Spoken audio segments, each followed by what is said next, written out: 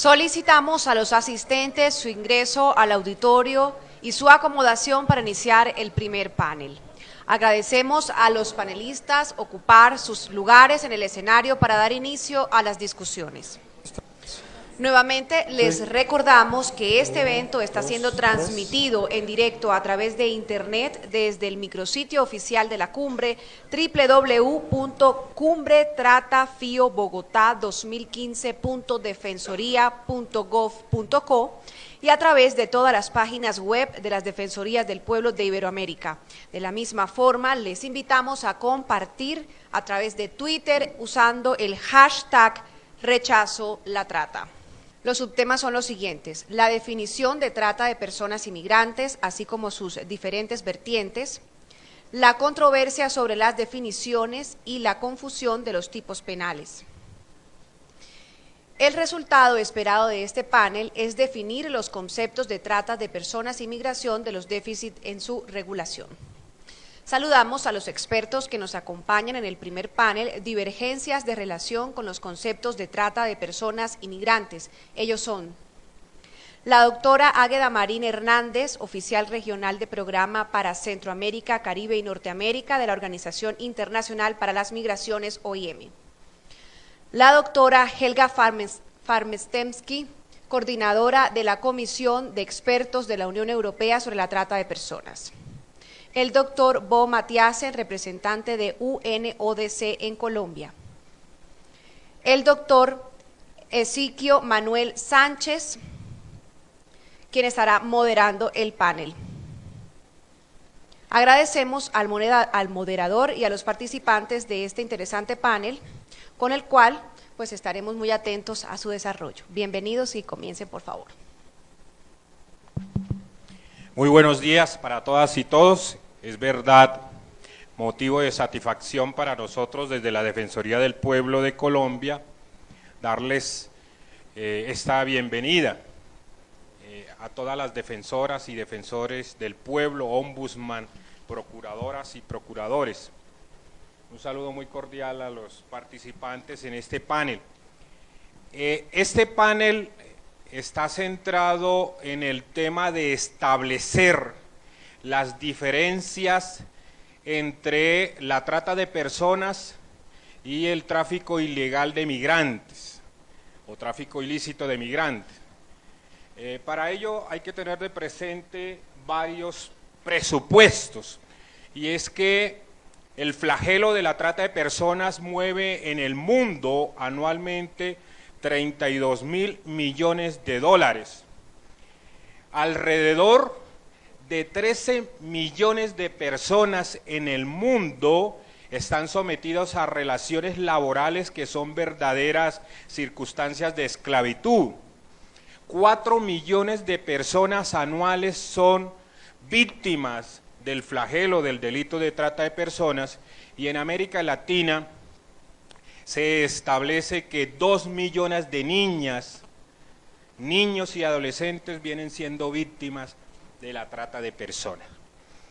Es muy importante desde el punto de vista de la Convención de Lucha contra el Crimen Organizado, los protocolos que sirven de adicionamiento a esa convención, como son los protocolos de lucha contra la trata y la lucha contra la migración ilegal, establecer las pautas que nos permitirán a nosotros establecer las diferencias en el tratamiento de estos comportamientos delictivos. Ello toda vez que hay una pretensión por parte de la convención, y es hasta qué punto podría identificarse la trata de personas como un delito de lesa humanidad, y ese sería un parámetro para entrar a diferenciar del tráfico ilegal de migrantes, que siempre ha estado en muchas dudas, muchas inquietudes, llegar a posibilitar esa calificación. Como este panel se circunscribe a establecer las diferencias, las principales diferencias siempre han estado vinculadas al tema del consentimiento, primero que todo. si el migrante emite el consentimiento. En cambio, en la trata de personas siempre se entiende la trata de personas como un rapto con fines de explotación, y esa explotación siempre viene ligada a la explotación sexual, a la explotación laboral y muy especialmente también al tráfico de órganos, entre otros tipos de comportamientos. El ABC de la trata de personas siempre ha identificado unas causas, unos motivos, unos fines y unos objetivos. En estricto sentido, uno podría calificar, como lo hizo Iris esta mañana, de decir que la trata de personas es el sentido y la forma de la esclavitud moderna de las personas, es la esclavitud del siglo XXI.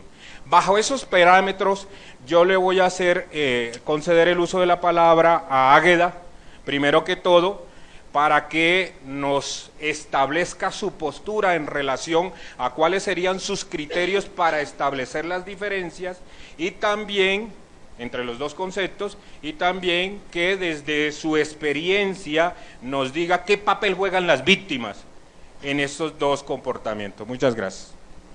Muchas gracias y buenos días, señor vicedefensor y mis colegas panelistas.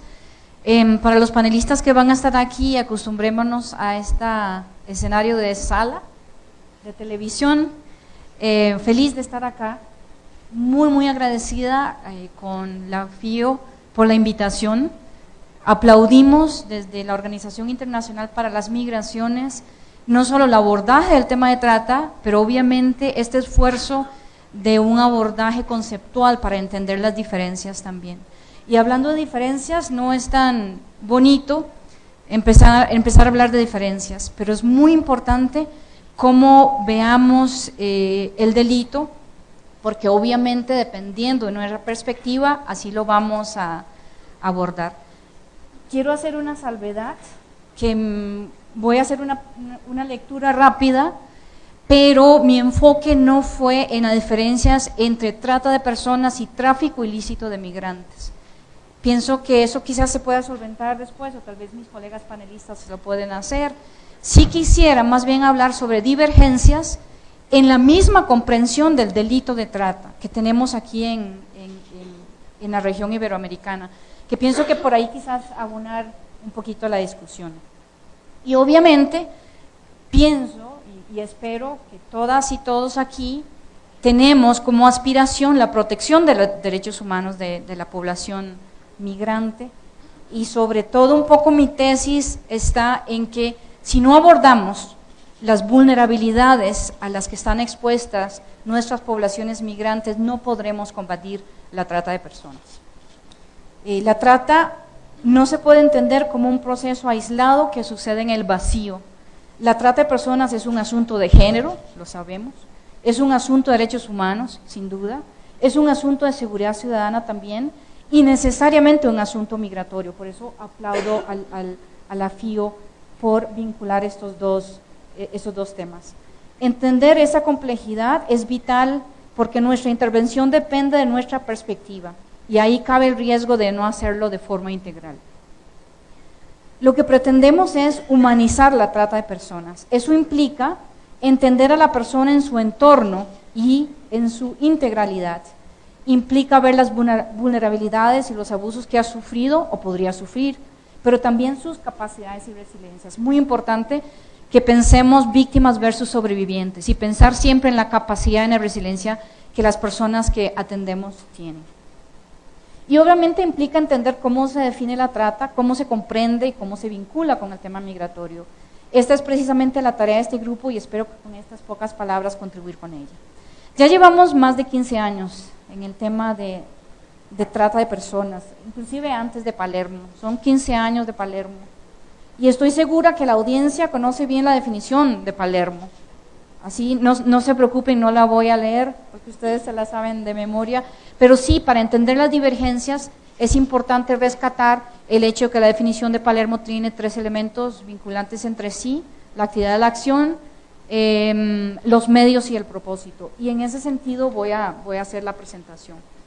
Con el permiso de los teóricos y las teóricas aquí presentes y sin ánimo de ser exhaustiva, me voy a arriesgar, porque es un riesgo, a mencionar algunas de las divergencias en nuestra comprensión de la problemática.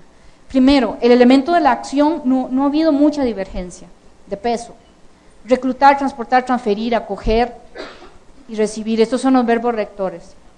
Más bien estos verbos rectores lo que hacen es llevarnos a los medios donde sí ha habido mucha divergencia. Algunos han argumentado que lo clave es la acción y la actividad y el propósito, y por lo tanto es indiferente de los medios utilizados para ellos. Otros argumentan que sin medios presentes no se puede tipificar el delito como tal. Por ahí aún hay divergencias. Lo que la experiencia ha señalado es que la dificultad de probar estos medios y por lo tanto identificar y certificar los casos es muy problemático. Y ojalá que podamos hablar de identificación y certificación de víctimas de trata. ¿Cómo probar, por ejemplo, la coerción psicológica? Quizás cuando hay amenazas sí, pero cuando hay formas menos severas de coerción es mucho más complejo. Y asumo que aquí hay personas que han investigado y juezas y jueces que conocen muy bien esta dificultad. O, por ejemplo, ¿cómo se prueba un abuso de posición de vulnerabilidad? Sin embargo, son los medios los que dan la naturaleza coercitiva y engañosa de la trata de personas. Si no, ¿cómo distinguiríamos, por ejemplo, un caso de trata donde ha habido coerción a un caso de una persona migrante que ha decidido salir de su país a sabiendas que va a recibir un salario mínimo por debajo del mínimo? ¿Cómo entonces haríamos esas diferencias? Quizás estos son más retos que divergencias, pero al fin y al cabo se ven reflejadas en las tipificaciones diferenciadas que vemos en la región y así en la forma de entender la problemática. Y lo digo porque aún la legislación de nuestros países no están armonizadas en este tema. Siguiendo con el tema de los medios, es el tema del consentimiento que el vicedefensor ha rescatado. No se necesitaron muchos años después de Palermo para que el sector justicia se diera cuenta que el tema de consentimiento impactaba negativamente los procesos penales, eso no hay duda. La pregunta fue si una víctima puede o no consentir a su propia explotación. Se ha llegado a la conclusión de que el consentimiento de la víctima es excluyente del ilícito. Esta divergencia creo que ya está resuelta, pero no en todos los países. Entonces es un debate que algunas veces a nivel nacional se debe dar. Luego viene el elemento de propósito, que de acuerdo a Palermo es muy sinónimo al tema de explotación. Imaginémonos todas las delegaciones en Palermo en el año 2000 definiendo qué es explotación. Lo que ellos, quizás si lo hubieran definido no lo hubieran logrado. Entonces lo que ellos dijeron es que cada país defina cómo se entiende en su normativa y en su contexto la explotación. Y eso justamente nos trae algunos problemas después a la hora de hacer leyes a nivel doméstico. Entonces no es de extrañar que haya diferencias. Por ejemplo, hay algunos países que incluyen la adopción de bebés, la adopción irregular, como un tipo de explotación, como un propósito para la trata. Hay países que se niegan rotundamente. Y así hay otros para el tema de explotación. Hay otros temas que no ha llegado a consenso la comunidad internacional y es si la trata de personas es la nueva forma de esclavitud. Y lo decimos muchísimo. Algunos teóricos dicen que no, porque la explotación en la trata no siempre alcanza el rango de esclavitud. O porque la esclavitud se entiende aquella que es permitida por el Estado, y esperamos que los Estados no estén permitiendo la trata. O porque los tratantes no se esclavizan, sino que ejercen, no solo esclavizan, sino que ejercen otros tipos de explotación. Otros piensan que la trata sí es una forma moderna de esclavitud, porque en algunos casos alcanza la magnitud precisamente de esclavitud, o porque el modus operandi de los tratantes es muy similar al modus operandi de los negociantes de esclavos. Considero que aquí tampoco hemos llegado a un consenso. Y lo que hago aquí es un poco provocar para que podamos en estos 2 días ir hablando de estos temas aún divergentes. En los últimos años surge otro debate, que es el debate si el movimiento debe estar presente o no en el delito de trata. No sé si a nivel nacional, en algunos de ustedes ya se ha dado, pero en algunos países entiendo que sí. Más allá de pensar en distancia, lo que hay que explorar es el desarraigo. ¿Ha perdido esa persona la red afectiva que le daría las herramientas para ser más fuertes, para escapar si es posible? quizás, y la sugerencia de la OIM es que nos aboquemos al desarraigo y no necesariamente a la distancia o al movimiento. Estos párrafos son apenas un esbozo para continuar el debate de la divergencia. Se los voy a dejar al resto de los panelistas y panelistas, y me imagino que aquí hay expertos y expertas en Derecho Internacional y en Derecho Penal, que ninguna de los dos lo soy. Lo cierto es que quiero regresar al tema de trata y migración, que nos convoca en este evento. ¿Dónde se unen? ¿Dónde hay diferencias? ¿Cuáles son las conexiones entre migración y trata? Y quiero referirme a dos aspectos. Uno es la conexión de trata y tráfico en el reclutamiento, y luego cómo el reclutamiento se da en comunidades de origen, pero muchísimo en ruta migratoria, para ir viendo las conexiones en cómo las personas tratantes reclutan. No es casual que tanto la trata como el tráfico ilícito de migrantes fueron incluidos en los protocolos especializados que complementan la Convención de Palermo. Sin embargo, hemos insistido más en sus diferencias que en sus semejanzas. Ya por 10 años hemos hablado de las diferencias, porque la tendencia ha sido, y ese fue el espíritu de ambos protocolos, circunscribir estos dos fenómenos como delitos internacionales diferenciados.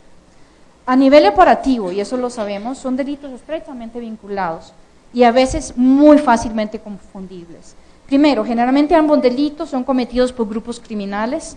Segundo, hay una variable entre ellos. Ambos delitos son cometidos contra una persona migrante, y en el caso de trata internacional, obviamente.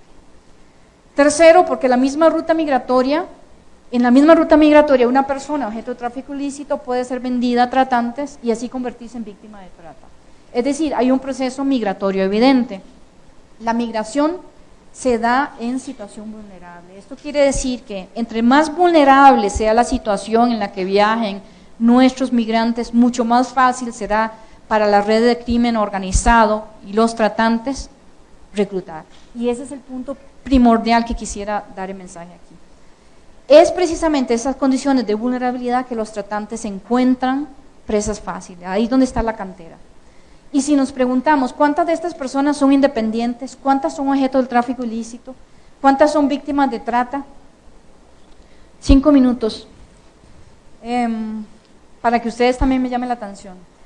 Un punto central, lo que quiero decir es que si no miramos la explotación en la que está nuestra población migrante, es muy difícil pensar en combatir la trata. Entonces surgen las preguntas, ¿cómo podemos combatir la trata sin mirar cómo las personas migrantes están siendo explotadas? En realidad la respuesta es no. No podemos combatir la trata sin ver la explotación de la población migrante. Así, la elaboración de las políticas públicas y agendas de trabajo es ineludible vincular estos dos delitos. Está el otro tema de cómo sucede el reclutamiento en comunidades de origen y en ruta migratoria. Ya sabemos que el reclutamiento se da mucho con vínculos afectivos en comunidad de origen. Y hay una cuestión fundamental, ya los tratantes saben quiénes quieren migrar, quiénes pueden migrar, y es obviamente una presa fácil ir donde esa persona y reclutar. Pero también ahora ni siquiera tienen que ir a las comunidades de origen. En ruta migratoria tenemos que solo darnos cuenta en las noticias qué está pasando con nuestros migrantes en ruta migratoria. Pensamos en las violaciones más fuertes, imagínense qué excelente terreno para un tratante. No podemos, por lo tanto, seguir permitiendo esta explotación. ¿Y eso qué quiere decir? ¿Cómo se plasma? Bueno, cuando hagamos campañas de información no hablemos solo sobre riesgos de la migración. ¿Cuál es el problema? Que decimos cuáles son los riesgos y lo que hacemos es estigmatizar a la población migrante, lo que hacemos es crear temor y sabemos que de todos modos van a salir. Lo que podemos hacer es ofrecer información de referencia, información de apoyo. Por otro lado, no solamente tenemos que ver el tema de pobreza, generalmente cuando hablamos de trata pensamos en pobreza, pero la pobreza no es el único factor. La pobreza es igualmente responsable de la riqueza como factor de atracción. Y lo que estoy diciendo es profundo, aunque no lo sepa decir, pero es fundamental. Entonces, nuestra propuesta es expandir la protección a migrantes en situación de vulnerabilidad como mecanismo de prevención de la trata de personas.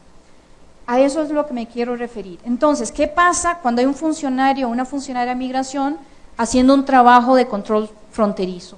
¿Cómo hacemos que Una persona, un hombre, por ejemplo, que los tenemos siempre por fuera en nuestro imaginario, ¿cómo podemos pensar que ese hombre, un hombre hábil, un hombre en edad reproductiva, en situación migratoria irregular, a veces pensamos que nunca podría ser víctima de trata, y lo puede ser?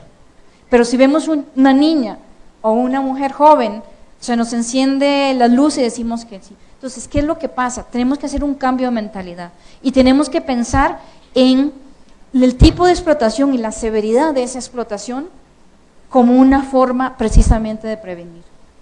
Entonces, ¿qué es lo que requerimos? Es crear un enfoque de protección centrada en las necesidades de esas personas migrantes. Estamos hablando entonces de una gestión migratoria humanizada. Y yo asumo que aquí hay personas de funcionarias de migración también, y por ahí es donde voy.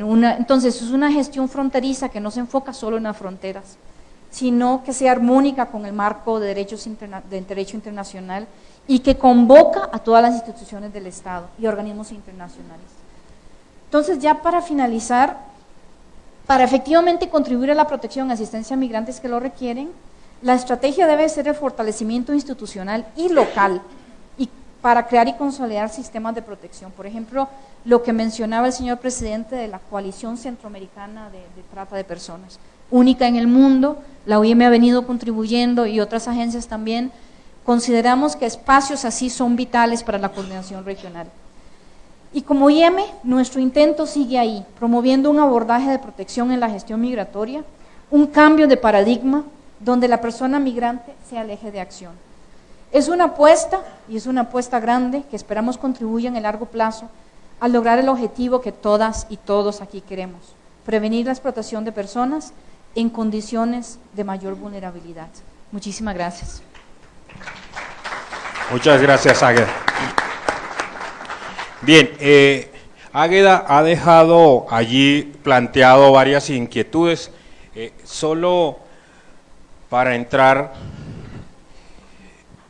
con Helga, hay otro tema fundamental en el establecimiento de las diferencias, y es el tema de la transnacionalidad de este tipo de comportamientos. En tu enfoque, ¿cuál es la perspectiva para hacer la diferenciación en ese ámbito de estos dos delitos? Y luego sigue ya con tu exposición.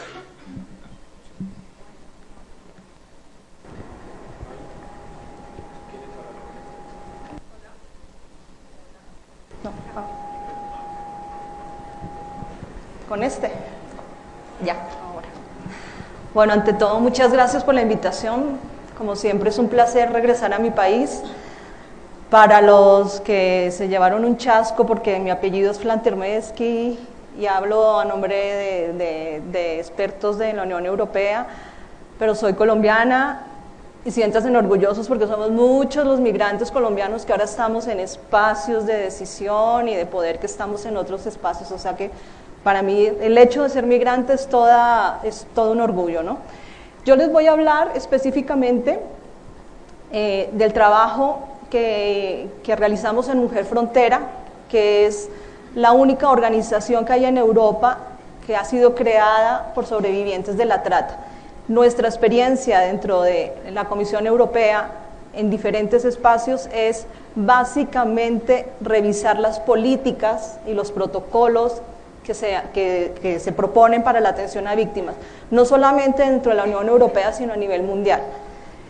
Hemos revisado el protocolo de Palermo, hemos revisado cantidad de estos espacios. Con esto les quiero decir que Mujer Frontera es una organización que cree que las víctimas de trata, las sobrevivientes de trata, son personas con capacidad de reflexión, son agentes que tienen mucho que aportar en la construcción de las leyes.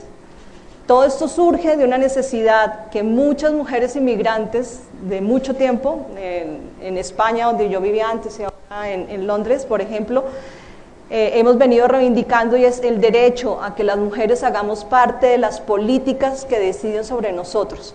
Es importante que estemos nosotros ahí, y las víctimas de trata también lo pueden ser. Mujer Frontera es una organización, como les digo, de sobrevivientes de trata. En un principio Empezamos a trabajar desde el 2007, haciendo primero un proceso de empoderamiento con víctimas de trata. Les quiero hablar rápidamente de los perfiles de las mujeres que hacen estas reflexiones para después hacerles las reflexiones y entiendan más o menos de qué experiencia surgen esas reflexiones. Estamos hablando ahora mismo estamos hablando de más de 120 mujeres que acompañan Mujer Frontera, que están en diferentes partes del mundo, mujeres que han vivido diferentes formas de trata.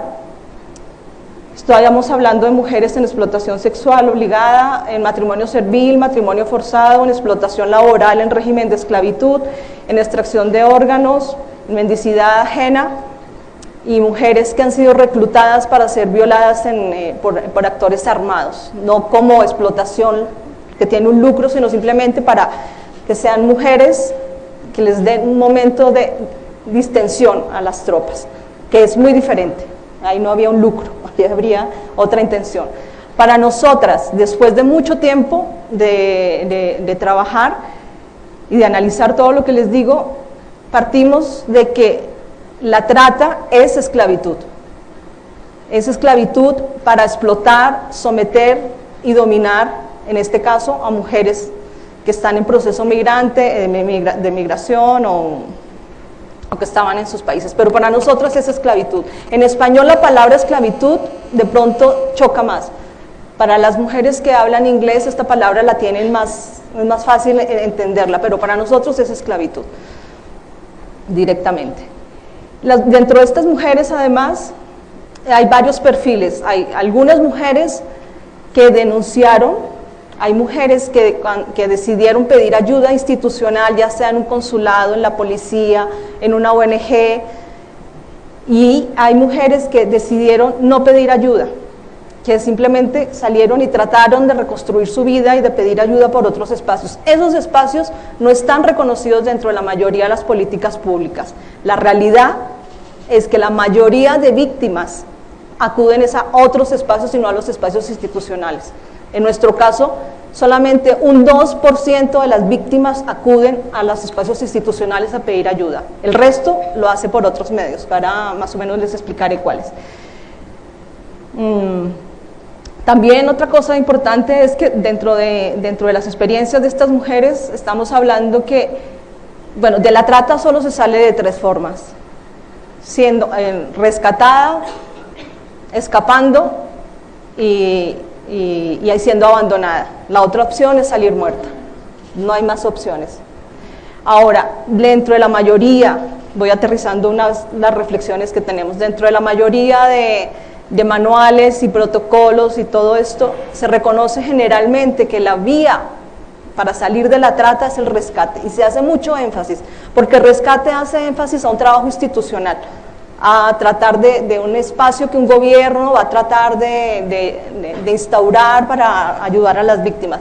La realidad es que las víctimas, la mayoría, no son rescatadas, la mayoría escapan. Y esta forma de escape tampoco está contemplada dentro de la mayoría de las políticas nacionales que contemplan la trata. Y eso es importante, porque cuando una mujer decide escapar, genera una cantidad de mecanismos psicológicos que hace que la persona tenga un control sobre su vida y tenga unas reflexiones sobre lo que le está sucediendo, y que en el momento, cuando se les ocurre ir a pedir ayuda o son encontradas o esto, su diálogo, su discurso y sus exigencias son muy diferentes a una mujer que ha sido rescatada. Otra cosa importante dentro de los perfiles de las mujeres están los diferentes marcos temporales que hay en las mujeres en Mujer Frontera. Tenemos mujeres que llevaban pocos días de haber salido de la trata, mujeres que llevan meses, años y muchos años, lo cual nos permite siempre tener una visión dinámica de lo que es la trata.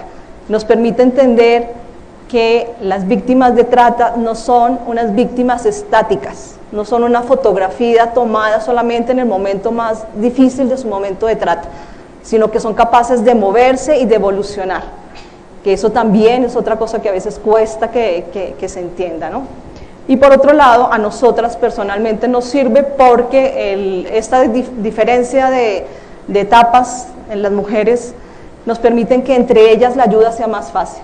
Cuando una mujer que acaba de salir puede tener diálogo con otra mujer que ya ha pasado por esa experiencia y ya lleva años, para ella es mucho más fácil que entender que sí hay posibilidades de reconstrucción. ¿Cuál es el papel que nosotros estamos hoy en día tomando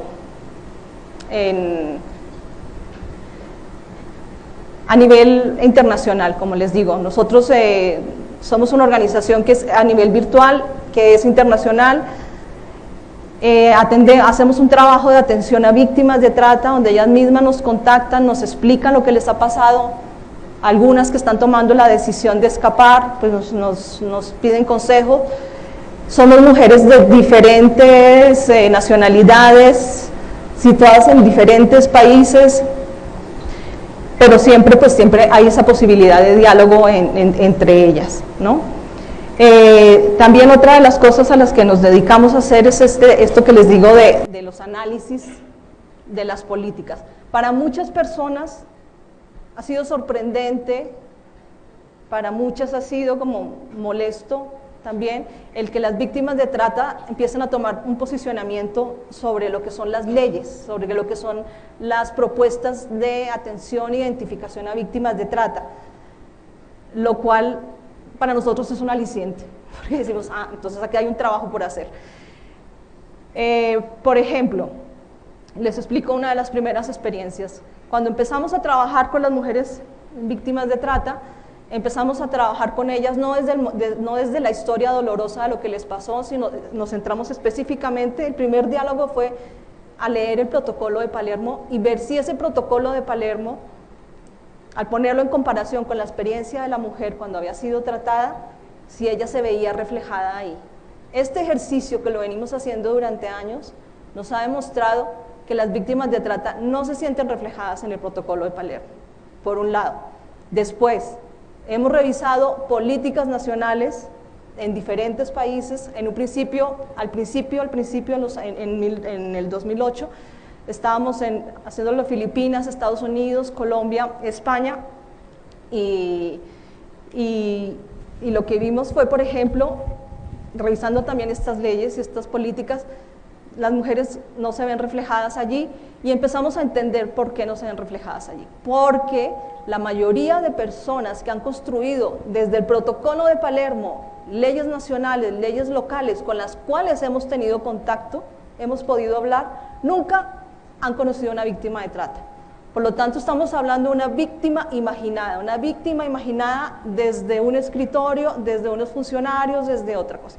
Cuando ustedes están hablando de una víctima imaginada, la capacidad de identificar una víctima, de atenderla, los resultados son limitados. Entonces, esta víctima imaginada llevó a que las mujeres empezaran a reflexionar por qué se imaginaban una víctima. Y entendimos, esto es todo un resumen que les estoy haciendo de algo mucho más largo, y entendimos que esta víctima imaginada responde a lo que las instituciones, los gobiernos y algunas organizaciones necesitan, que es tener una víctima perfecta. ¿Qué es una víctima perfecta? Una mujer que siga un rol de víctima, que llore cuando tiene que llorar, que hable cuando tiene que hablar, que se comporte, que se vista y que haga una cantidad de cosas que se supone que deben hacer, ¿no? Y esa víctima imaginada, esa víctima perfecta, también responde pues a esas necesidades institucionales. ¿Cómo hacer que la víctima encaje en las necesidades del gobierno? Ahora bien, ¿cuáles son las necesidades por las que nosotros venimos peleando para que se cambie? Y es nuestro trabajo, por ejemplo, lo que me toca hablar ahora pues de la Unión Europea, es tratar de pelear para que el posicionamiento de las víctimas, las necesidades de las víctimas, las reflexiones y las propuestas de ellas sean inclusivas, que ellas estén ahí presentes, para que los estados dejen de hacer una cosa que cada vez la vemos con más claridad, y es que un gobierno trata de responder a un mandato internacional, y para eso pone los números, las cifras de víctimas y dice lo hemos hecho así, cuando realmente las mismas organizaciones que atendemos víctimas decimos con nuestros propios gobiernos, y con nuestros propios gobiernos me refiero en este caso a España y a Reino Unido, de decir, pero ¿de dónde han sacado toda esa información cuando con nosotras, las organizaciones, no ha sido así, ¿no? Entonces, estamos hablando de que necesitan tener lo que nosotros llamamos un marketing institucional que va muy aparte de lo que es realmente la atención a las víctimas. Pero bueno, a nosotros nos queda la satisfacción de saber que las víctimas, por un lado, ellas sí se reconocen como personas que son capaces de reflexionar, de superarse, de que sí es posible reconstruir sus vidas y que políticamente se necesita más apoyo para ello. Bueno, ya como me queda un minuto. Otro de los trabajos más importantes que hemos hecho es hacer una guía sobre la trata de mujeres. Es la primera guía que existe en el mundo donde son las mujeres víctimas de trata las que cogen su experiencia, la convierten en una herramienta para otras víctimas y para funcionarios o personas que trabajan en atención a víctimas. Ustedes la pueden ver en nuestra web, no está el PowerPoint, mujerfrontera.org. Esta guía les invito a que la vean, les invito que los países que quieran entrar a difundirla o hacer talleres con ellos, contacten con nosotros, porque están las recomendaciones para que las mujeres puedan escapar, por un lado, y hay las recomendaciones desde las experiencias de ellas y las recomendaciones a los profesionales, cómo entrevistarlas, cómo sienten ellos que tienen que hacer la entrevista, cómo deben respetarlas, una cantidad de parámetros que los invitamos. Aquí en Colombia, esta guía fue editada, generalmente la tenemos a nivel virtual, está en varios idiomas. Aquí en Colombia, en la Oficina de Naciones Unidas ha hecho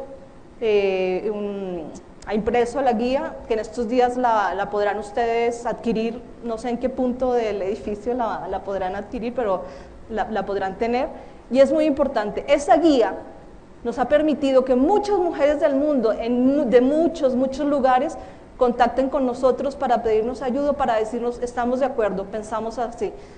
O sea que los invitamos. Esta es una herramienta que es política y que demuestra que las mujeres víctimas de trata también pueden reconstruirse y también pueden hablar y pueden estar dentro del diseño de políticas públicas. Ya está. Muchas gracias, Helga.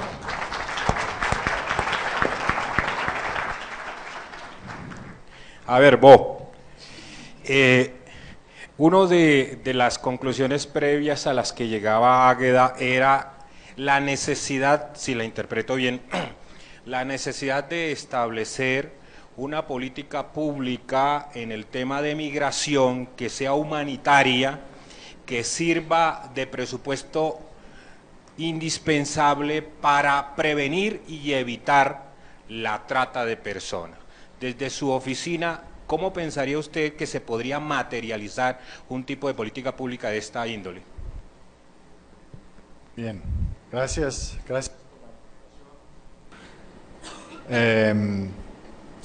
Nos complace realmente está quería también a mis colegas aquí, ponentes.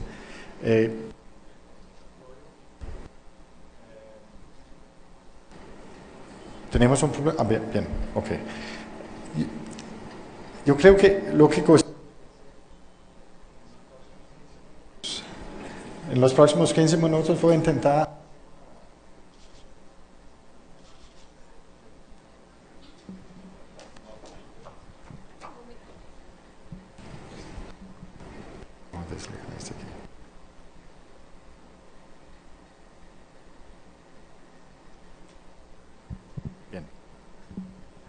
Bien.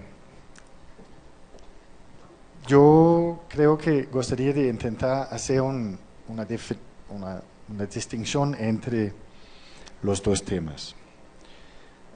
Antes de todo, tal vez reflexionar un poco sobre el hecho que hace pocos años, la verdad, que tenemos un instrumento a nivel global que realmente está tratando del tema de la migración ilegal y también el tráfico ilegal de migrantes y el tema de trata de personas.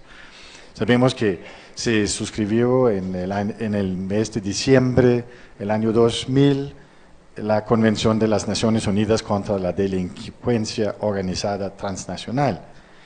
Y en este momento entonces se demostró por la primera vez a nivel global, a nivel mundial, una voluntad política de abordar temas relacionados a delincuencia organizada transnacional.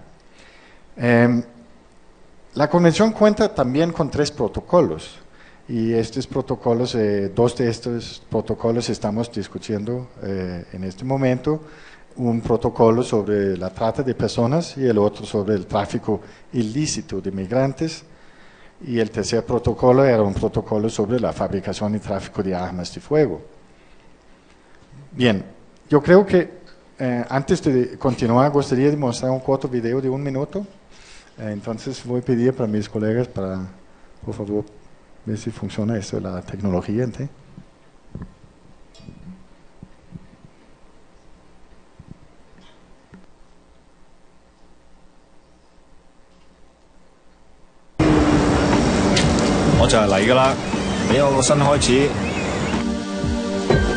Voy a tener un buen trabajo.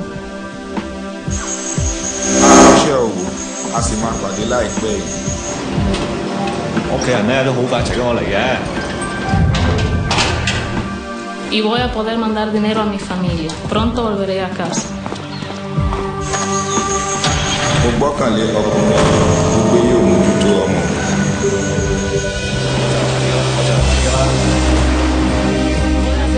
a tener un buen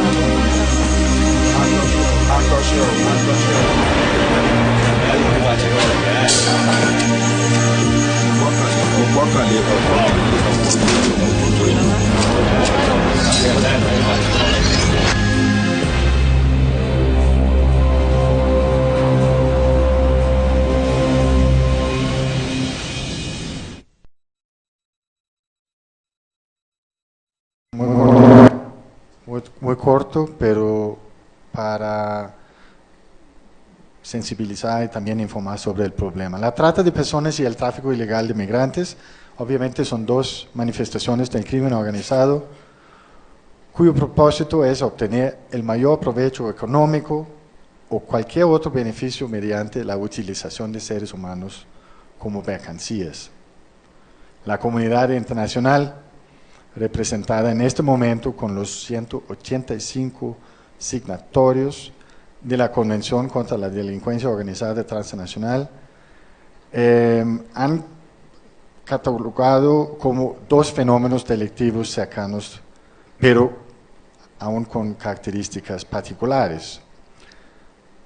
En el caso de tráfico ilegal de migrantes y en relación a factores de expulsión como el desempleo, la guerra, la violencia intrafamiliar, condiciones de vida precarias y mejores expectativas de ingresos, entre otros factores, muchas personas de regiones en desarrollo están dispuestas a endeudarse y a arriesgar sus vidas y las de sus familias para tener acceso a oportunidades en los países más ricos.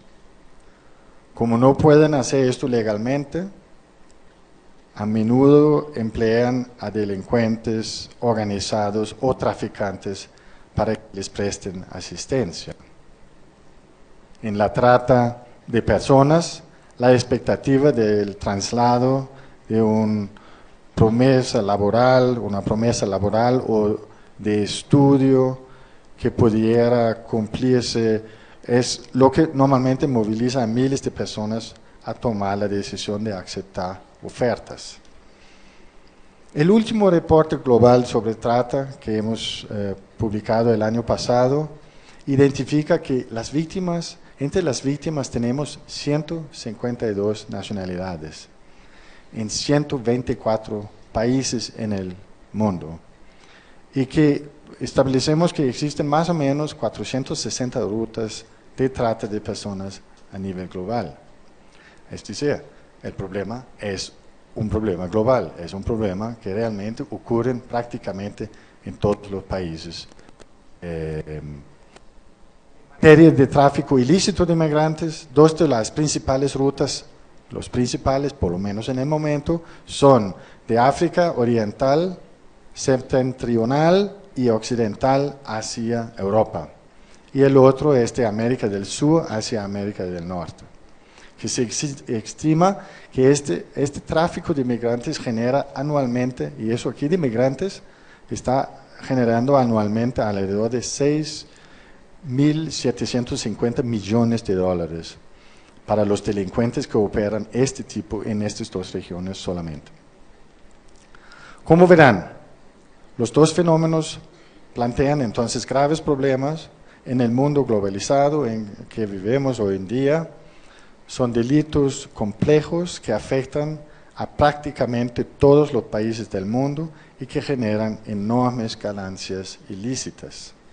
La distinción entre los dos delitos es sutil, como también mencionaba mi colega antes. A veces la trata de personas y el tráfico de migrantes pueden solaparse.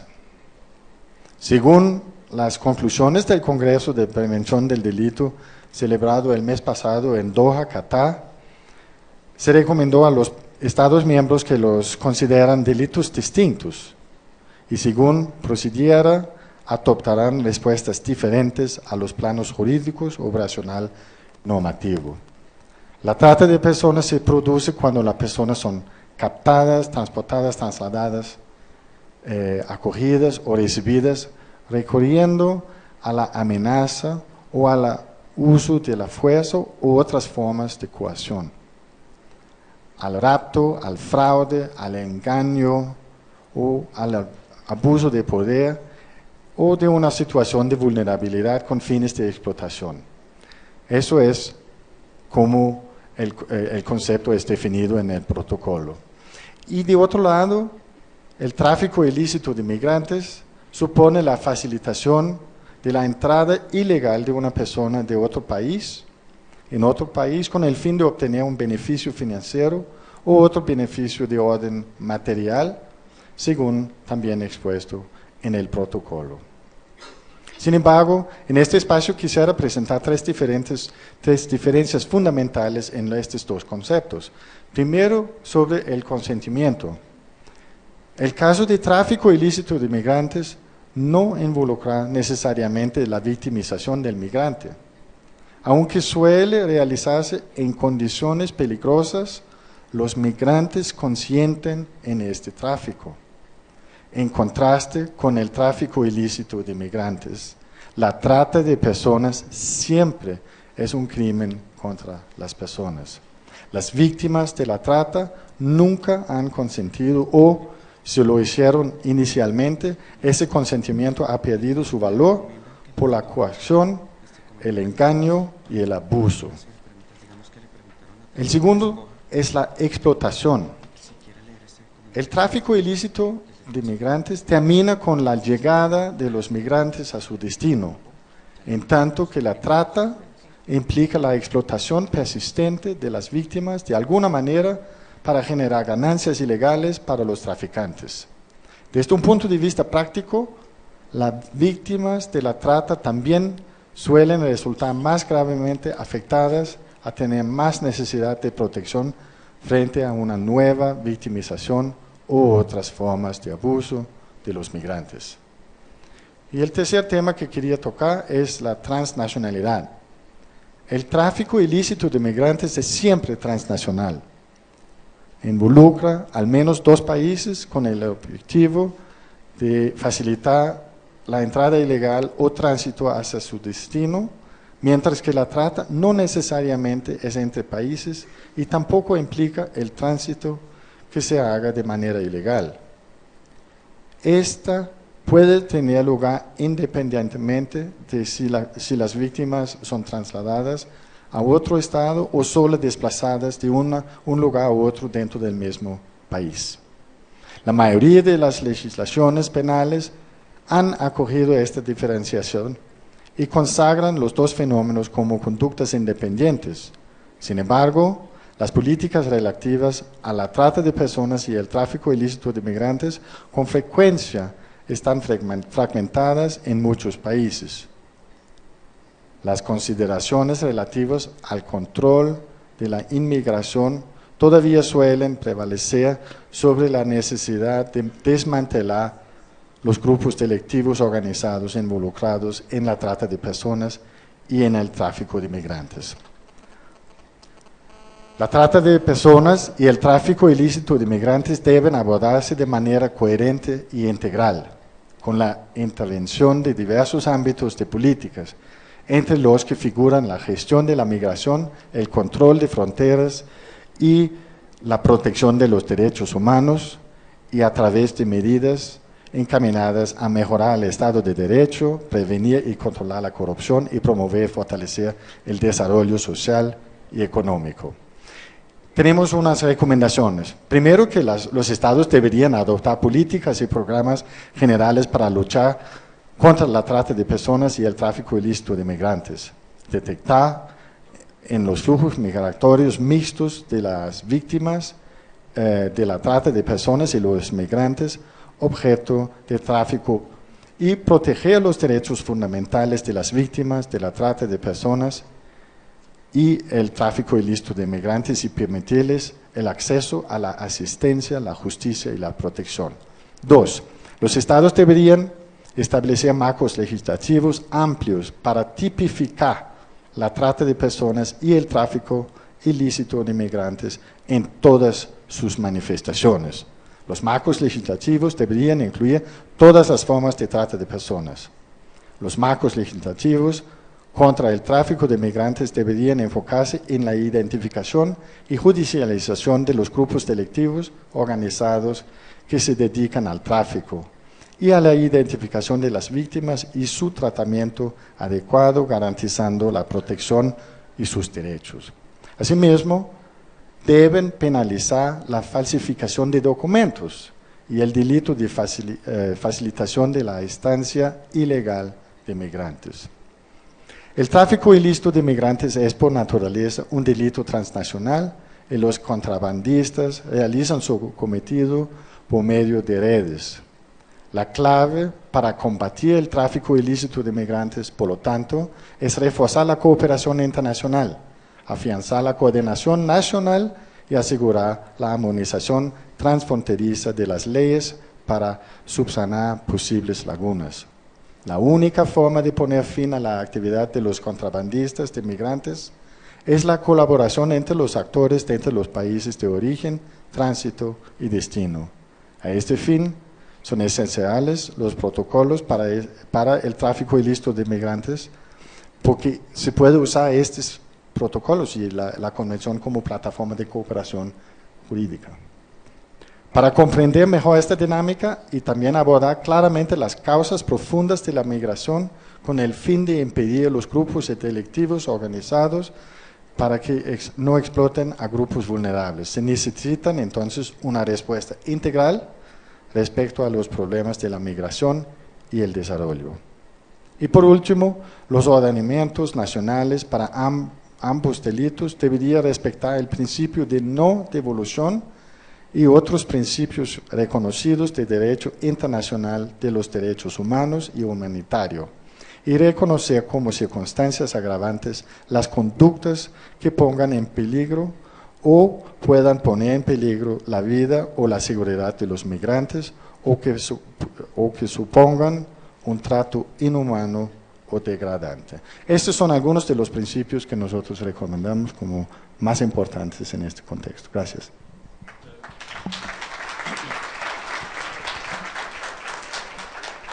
Muchas gracias, Bo. El público ha querido participar. Este es un comentario efectuado por el doctor Luis Raúl González Pérez de México. Hace el siguiente comentario, dice: las condiciones de la migración generalmente son la violencia, la pobreza o la desigualdad social, por lo que la penalización de la migración irregular revictimiza a las personas migrantes. En todo caso, parece conveniente que se considere como una falta administrativa sin que sea entendida como una sanción. Donde debemos ser inflexibles es en la penalización del tráfico ilegal de personas migrantes. Ahora pasamos, ese será un comentario, ahora pasamos a formular preguntas del público que ya tenemos acá. Se nos pregunta para vos, ¿cuál es la relación, cómo establecer ese parámetro de migración interna, causa del conflicto armado y riesgo de trata desde la perspectiva en un escenario de posacuerdo en un proceso de paz?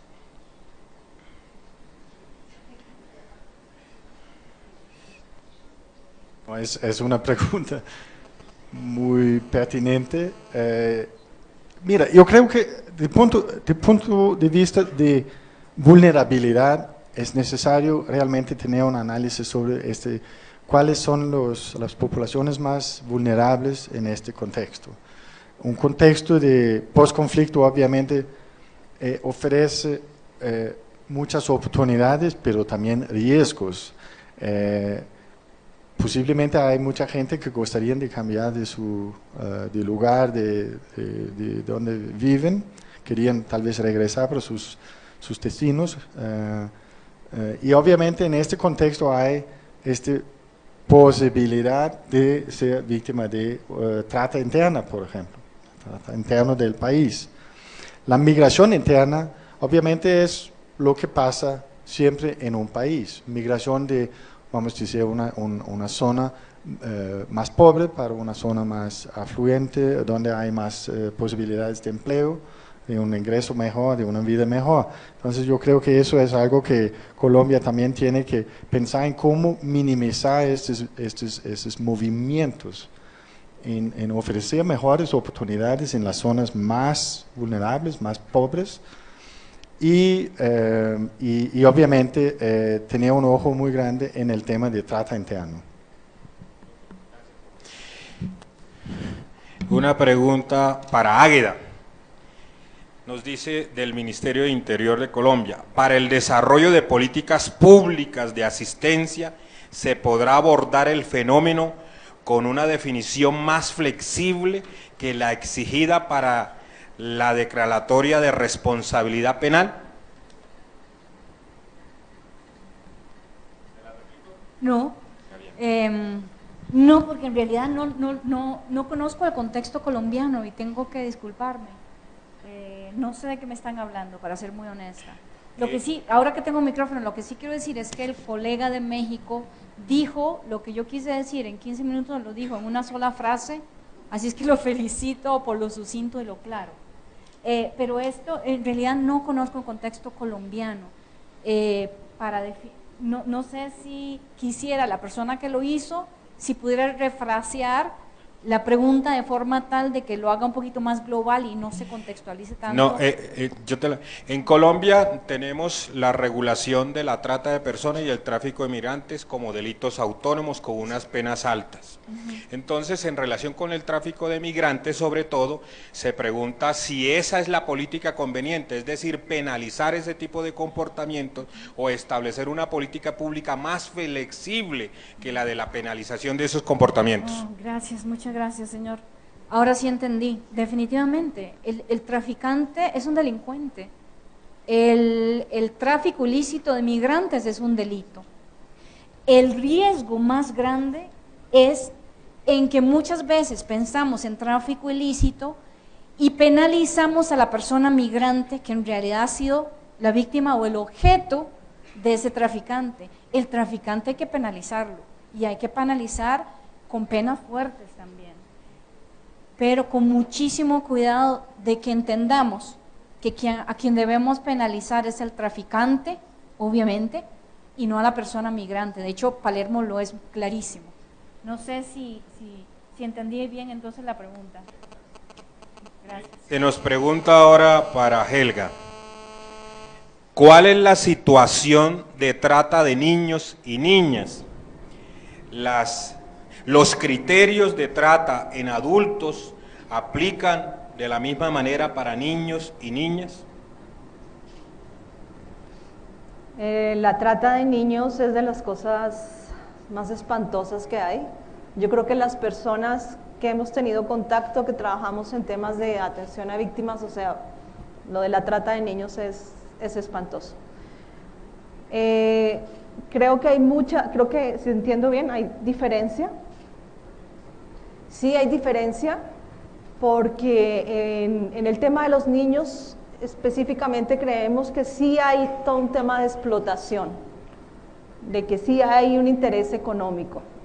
Y pues bueno, en el caso, digamos, de trata de mujeres, en muchos casos, como les decía, el fin no es explotación para un fin económico, sino también bajo otras condiciones. Pero en el caso de los niños sí es evidente que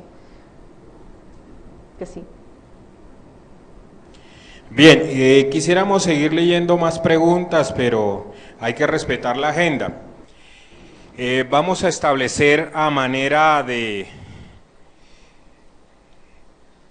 criterios que servirán para debate o discusión en las siguientes mesas algunas conclusiones previas de ustedes, lo que nos ha dejado este panel. Hay un acuerdo, un consenso en los tres expositores de que no hay uniformidad en las legislaciones internacionales, en los comportamientos que cabrían contemplar como elementos de la tipificación de estos dos delitos. Es necesario establecer una política de migración humanitaria que sirva de prevención al delito de trata de personas. La trata de mujeres es esclavitud. La mejor vía de salir de la trata es el rescate, pero en la práctica la mayoría se da porque se fuga, se escapa. Las mujeres víctimas de trata no se sienten reflejadas en el protocolo de Palermo. Y en relación con las principales diferencias, dice, los delitos deben tener un tratamiento distinto en todas las legislaciones. Los elementos fundamentales para establecer las diferencias,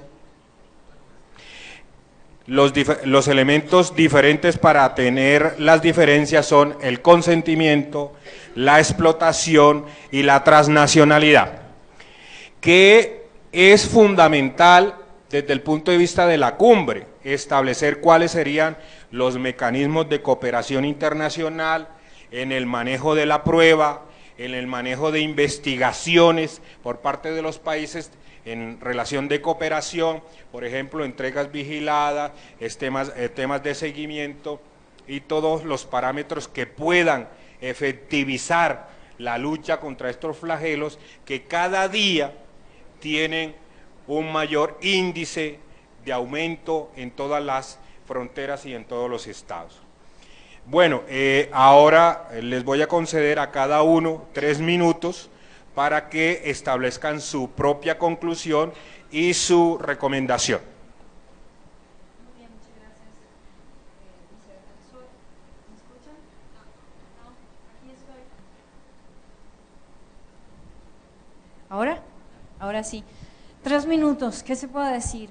Pensamos que el tema de tráfico ilícito versus trata lo veía un poco más solventado después de 15 años de Palermo. Espero que realmente como FIA podamos diferenciarlo, que FIA se aboque mucho, es genial de que las defensorías, que para ser honesta hasta el momento, en casos muy esporádicos a nivel nacional, ha tenido una influencia importante en los esfuerzos nacionales, valga la redundancia, y agradecer enormemente y aplaudir de nuevo esta primera cumbre. Es un honor para la OIM estar acá, enfatizar de que sin entender la vulnerabilidad y la explotación que sufren las poblaciones migrantes, no podemos de otra forma abordar el tema de trata. Y cuando hablo de diferenciar las necesidades, lo que estoy hablando es de cuando nos encontremos con población migrante, veamos cuáles son sus necesidades diferenciadas, dependiendo del grupo de población. Puede que haya niñas no acompañadas, por ejemplo, en Centroamérica.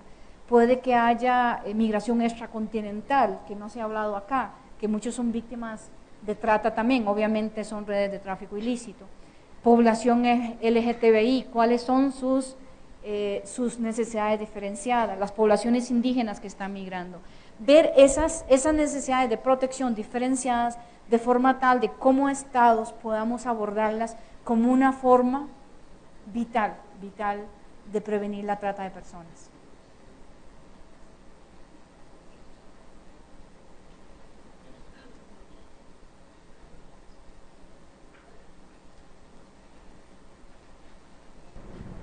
Bueno, con los 3 minutos que me toca, yo aprovecho para recomendarles a las personas que están aquí, que les convoca o nos convoca pues esta cumbre, de que en sus manos está el cumplir una serie de derechos, de incidir en una serie de políticas.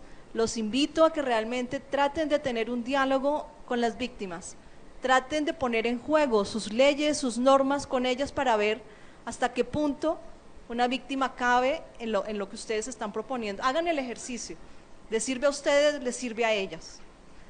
Por otro lado, decir que el tema de los derechos humanos es importantísimo, porque cuando una víctima es víctima de trata, se le están violando una serie de derechos, pero también después, cuando ha salido de la trata, tiene que luchar por otro tipo de derechos que tienen que tratar de luchar para que no sean violados, como son los derechos a que no se convierta una víctima en un testigo y deje de ser la prioridad como víctima, sino pase a ser un testigo, y ahí se le violan también otros serios de derechos. Derecho a que ella decida cuál es la necesidad, la prioridad en ella. Y después, la problemática es que una vez que una persona víctima de la trata sale de la trata, se convierte en inmigrante generalmente, y ahí hay otra serie de derechos que toca empezar a trabajar. Entonces eso es como lo importante. Y una recomendación que nosotros traemos también es: hay que empezar a negociar con otros países para que se abran las posibilidades de refugio y asilo para las personas víctimas de trata. Cuando nuestros estados no son capaces de cumplir con esto, tenemos que buscar otras opciones. En el caso de Colombia, de cara hacia el futuro, es importante buscar.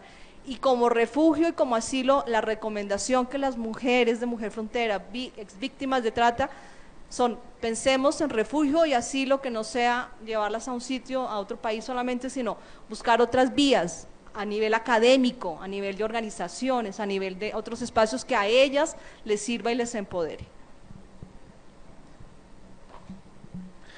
Bien, 3 minutos. Primero, obviamente, como representante de las Naciones Unidas, no podría olvidarme de recomendar la cooperación entre los países, la cooperación internacional. Eso a nivel de país, a nivel de instituciones públicas, las instituciones, y también a nivel no gubernamental. Y en eso gustaría también de recomendar que los países realmente consideran usar los participantes de la Convención del Palermo, usar este instrumento como la plataforma de la cooperación entre países. No es necesario tener un acuerdo bilateral para cooperar en estas materias si ambos países son signatarios de la misma convención. Eso es el espíritu de la convención, que puede servir como instrumento legal, normativo para la cooperación internacional. Y en eso gustaría también de recomendar que ustedes empiezan a estudiar la jurisprudencia de las sentencias que ya existen en esta materia en los otros países. Nosotros hemos apoyado aquí en Colombia exactamente la compilación de las sentencias para construir una jurisprudencia que puede ser útil en este contexto. Por último, gustaría también recomendar que todos los países realmente hacen un esfuerzo específico en capacitar sus instituciones que van a trabajar con el tema, que trabajan con el tema, la policía, la aduana, la policía de frontera, los que van a brindar asistencia a las víctimas, así que son garantizados sus derechos humanos, sus derechos humanitarios. Porque entre este grupo, como hablábamos, hay víctimas de trata, hay migrantes económicos, pero también pueden estar refugiados. Entonces, es muy importante que las personas son capacitadas para identificar qué tipo de personas está en su frente. Muy bien. Muchas gracias.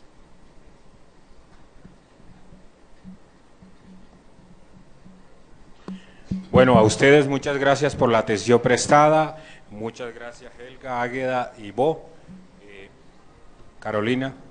Así es, agradecemos a nuestro moderador, a los panelistas por habernos acompañado durante la programación de la mañana que aquí culmina.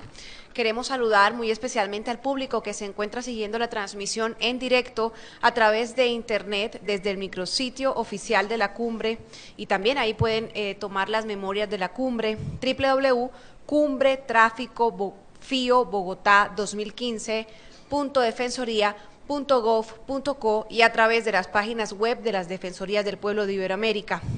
Y de la misma forma los invitamos a compartir sus opiniones al respecto siguiéndonos en Twitter o a través del hashtag rechazo la trata. A continuación los invitamos a un almuerzo ofrecido en el Salón Bolívar 2 y a las 2 de la tarde los esperamos para continuar con la mesa número 2 dedicada al análisis de la criminalización de la migración. Agradecemos su puntualidad para optimizar el tiempo de la jornada. Salimos del salón y enseguida el personal de logística les indicará dónde queda el salón. Muchas gracias.